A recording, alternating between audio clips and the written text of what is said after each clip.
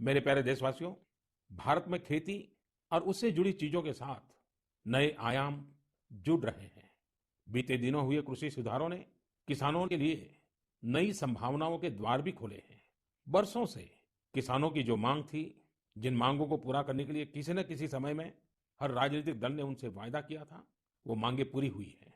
काफी विचार विमर्श के बाद भारत की संसद ने कृषि सुधारों को कानूनी स्वरूप दिया।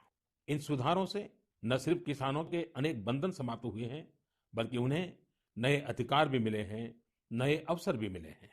इन अधिकारों ने बहुत ही कम समय में किसानों की परेशानियों को कम करना शुरू कर दिया है। महाराष्ट्र के धुले जिले के किसान जितेंद्र भोईजी ने नए कृषि कानूनों का इस्तेमाल कैसे किया, ये आपको भी जानना चाहिए। जितेंद्र भोईजी ने मक्के की खेती की थी और सही दामों के लिए उसे व्यापारियों को बेचना तय किया। फसल की कुल कीमत तय हुई करीब 3,32,000 रुपये। जितेंद्र भोई को 25,000 रुपये एडवांस भी मिल गए थे। तय ये हुआ था कि बाकी का पैसा उन्हें 15 दिन में चुका दिया जाएगा। लेकिन बाद में परिस्थितियां ऐसी बनी कि उन्हें बाकी का पेमेंट नहीं मिला। किसान से फसल खरीद लो, महीनों महीनों पेमेंट न करो। संभवतः मक्का खरीदने वाले बरसों से चली आ रही उसी परंपरा को निभा रहे थे। इसी तरह 4 महीने तक जितेंद्र जी का पेमेंट नहीं हुआ। इस स्थिति में उनकी मदद की सितंबर में जो पास हुए हैं, जो नए कृषि कानून बने हैं, वो उनके काम आए। इस कानून में ये तय किया गया है कि फसल खरीदने के 3 दिन में ही किसान को पूरा पेमेंट करना पड़ता है और अगर पेमेंट नहीं होता है तो किसान शिकायत दर्ज कर सकता है। कानून में एक और बहुत बड़ी बात है। इस कानून में ये प्रावधान किया गया है कि क्षेत्र के एसडीएम को 1 महीने के भीतर ही किसान की शिकायत का निपटारा करना होगा।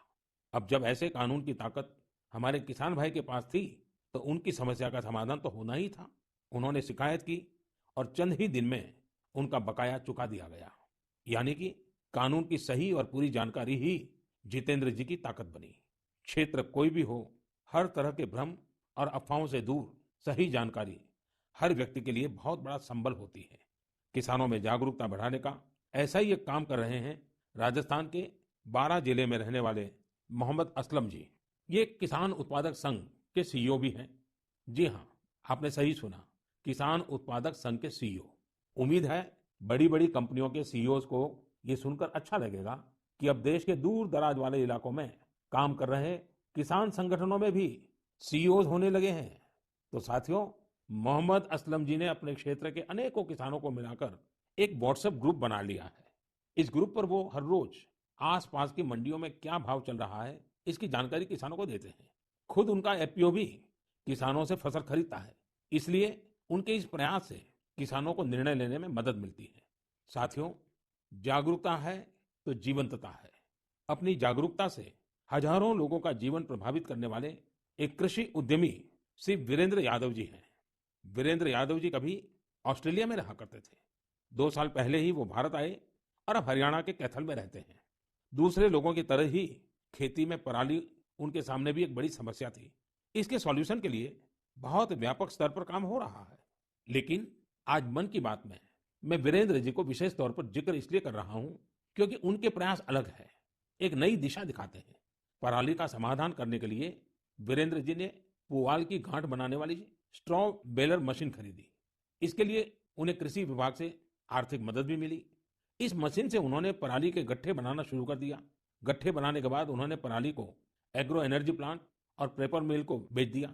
आप जानकर हैरान रह जाएंगे कि वीरेंद्र जी ने पराली से सिर्फ 2 साल में 1.5 करोड़ रुपए से ज्यादा का व्यापार किया है और उसमें भी लगभग 50 लाख रुपए मुनाफा कमाया है।